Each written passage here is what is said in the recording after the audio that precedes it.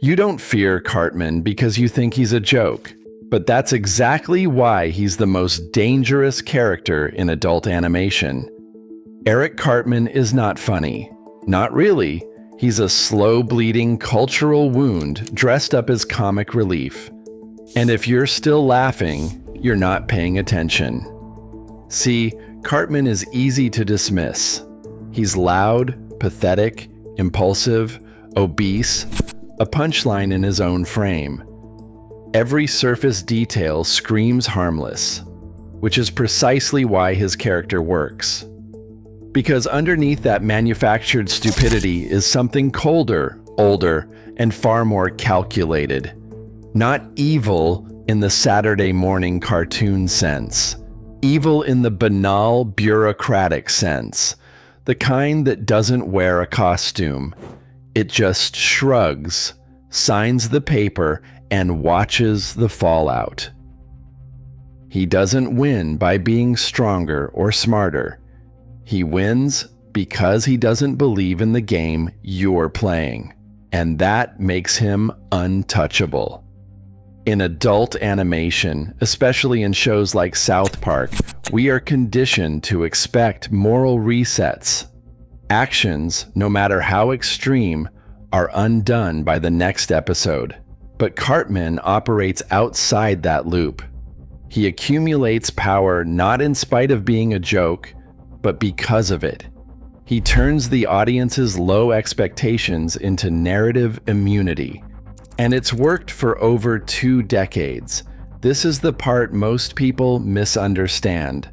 Cartman isn't a satire of a bad person. He's a mirror of how bad people survive systems built to stop them. He never faces real consequence because no one takes him seriously until it's too late. The parents? Ineffectual. The teachers? Clueless. His friends? Morally exhausted.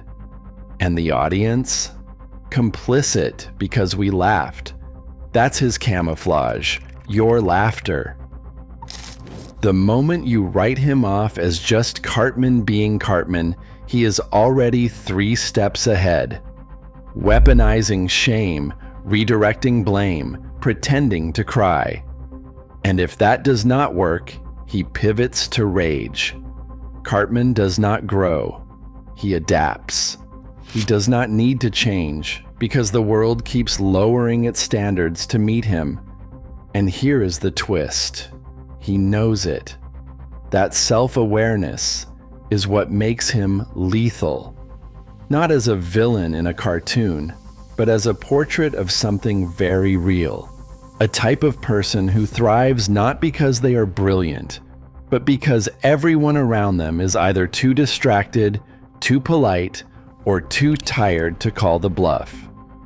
Cartman is what happens when society becomes so obsessed with optics and offense that it forgets how to enforce boundaries. He is the child of collective moral fatigue. By the time anyone notices the damage, he is already on to the next move. Mask back on, crocodile tears cued, ready for another round of indulgent forgiveness. But this is not just about a character. This is about power, and how easily we mistake absurdity for weakness, without realizing that absurdity is the perfect armor. Cartman does not win because he is feared. He wins because he knows you are afraid to say no. His power does not come from dominance, not in the traditional sense. It comes from the careful exploitation of unspoken rules, social contracts we all agree to but never question. Be polite. Be tolerant. Do not escalate. Give second chances. Cartman weaponizes all of them. This is dark psychology, dressed as a cartoon character. Strip away the setting, the voices, the absurdity, and what remains is a surgical profile of coercive behavior, one that is disturbingly familiar. Every group has a Cartman, a person who tests the limits of what they can get away with, not because they want to be free, but because they want control. Cartman pushes boundaries, not for fun, but to measure your response, to see how uncomfortable he can make you before you finally snap.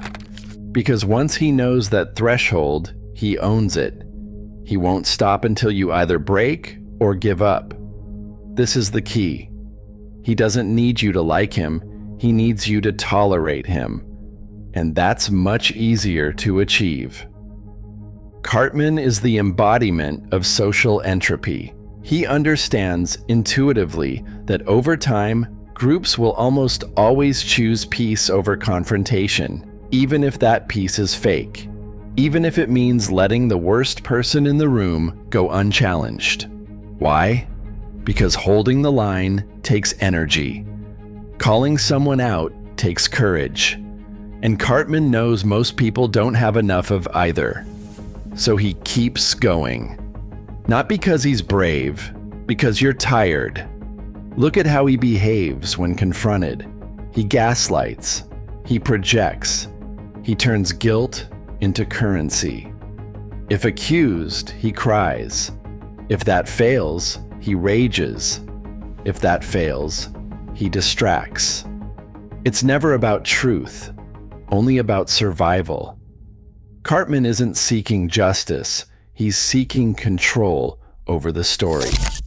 And if he can twist that story just enough, make you doubt yourself, question your reaction, soften your stance, then he wins.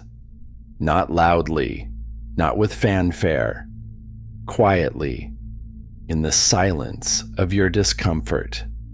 That's the trap. He makes you feel like the bad guy for drawing a boundary. And here is the darkest part. He doesn't even need to believe his own lies. He just needs you to hesitate.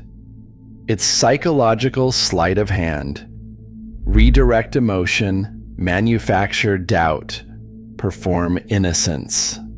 The tools of every manipulator, reduced to their purest form in a cartoon child with no impulse control and no conscience. But there is a reason Cartman keeps getting away with it. Because the people around him keep choosing the wrong enemy. They fight his actions instead of confronting the system that enables him. They treat his outbursts like isolated events, not patterns. They punish him when it's loud, but reward him when he's quiet. They confuse compliance for progress. They don't understand that Cartman doesn't need to win every time. He just needs you to keep letting him back in the room. This is the deeper truth. Cartman's real genius isn't manipulation, it's patience. He's not trying to destroy you in one move. He's trying to wear you down, inch by inch, moment by moment, until you stop fighting. Until you start laughing nervously at things that should horrify you. Until his presence becomes normal. This is the erosion of standards. Slow, subtle, inevitable. And it's not just a Cartman problem. It's a human one. Because people like Cartman don't create dysfunction, they thrive inside it. They don't need power. They need your exhaustion, your fear of conflict, your belief that it's not worth it. And once they have that, they don't need to be better. They just need to outlast you. Cartman shows us what power looks like when it is separated from competence, morality, and even intention. It is not the power to lead, it is the power to derail, to hijack group dynamics, to hollow out social contracts, to lower the bar until there is no bar left. He's not dangerous because he's strong. He's dangerous because he keeps showing up. And no one ever makes him leave. That is how bad actors win in real life. Not with force, but with endurance. They exhaust your trust. They test your silence. They exploit your empathy. And they do it over and over and over until you start laughing too. Cartman isn't a cartoon. He is a blueprint. He exists because we have created a culture where shamelessness is more powerful than integrity, where outrage has become currency, and where the line between irony and endorsement is so blurred that no one remembers where it started. Online, Cartman's tactics are not exaggerated. They are standard. Weaponized victimhood, performative outrage, mocking sincerity, escaping accountability by turning every serious moment into a joke, then accusing others of not getting it. That is not fiction. That is your timeline. We live in a feedback loop of provocation and apology. Say something vile, watch the clicks roll in, fake remorse, repeat. It is not about belief, it is about attention. And Cartman figured that out before most adults did. He does not believe in anything because belief limits him. Ideology requires consistency. He prefers chaos. Because in chaos, the loudest voice wins, not the truest. That is why Cartman thrives in modern discourse, because the rules have changed. Outrage is not punished, it is monetized. Offense is not avoided, it is engineered. And hypocrisy is not hidden, it is rebranded as irony. The result? A culture that rewards dysfunction as long as it is entertaining. Cartman reflects something we don't like to admit, that the line between villain and influencer has collapsed, that we forgive bad behavior as long as it is framed as satire, that we are more afraid of being uncomfortable than being complicit. That's the real danger. Not Cartman as a character, but Cartman as a cultural immune system failure. He is not powerful because he is unique. He is powerful because we have made millions of him. In classrooms, in comment sections, in boardrooms and political stages. People who understand, consciously or not, that decency has a shelf life. That if you push long enough, cry loud enough, distract often enough, you can outlast the truth. And what do? We roll our eyes, we laugh. We say that that's just who they are, until suddenly, that joke is in charge of the conversation, and we are the punchline. Here is the uncomfortable truth. Cartman did not become powerful because we misjudged him. He became powerful because we were too civilized to stop him. That is not just a character flaw. That is a cultural one.